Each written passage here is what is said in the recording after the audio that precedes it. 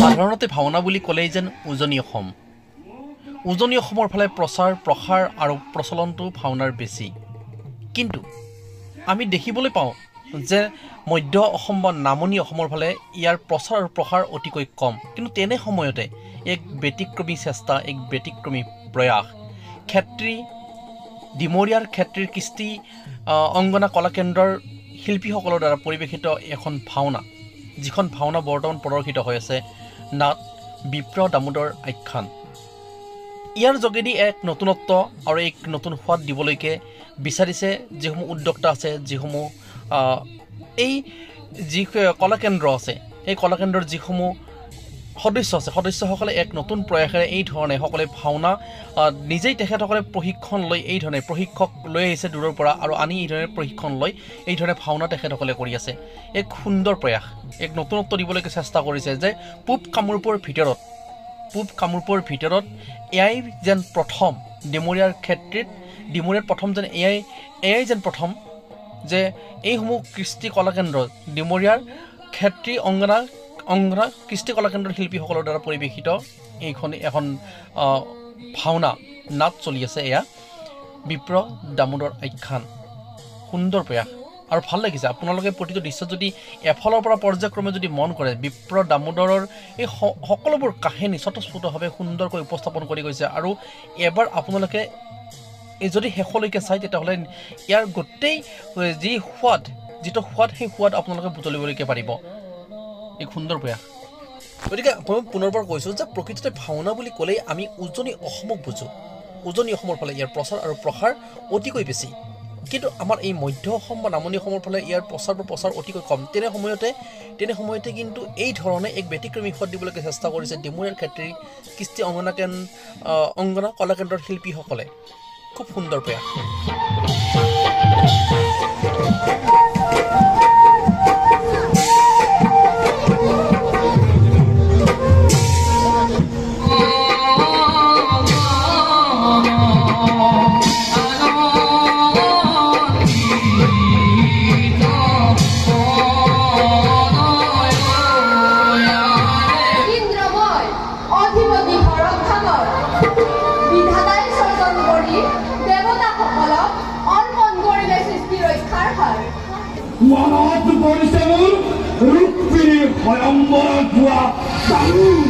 অপমানৰ কথা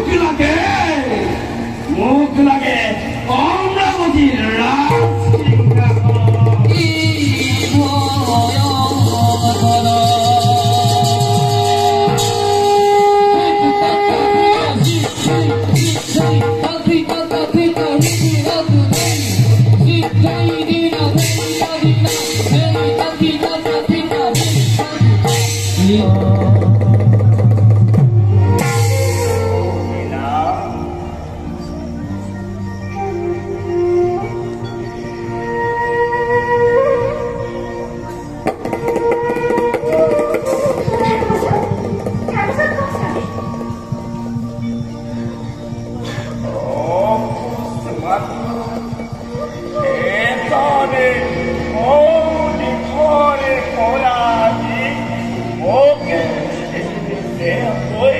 আঘাতে ভক্ত কৰতে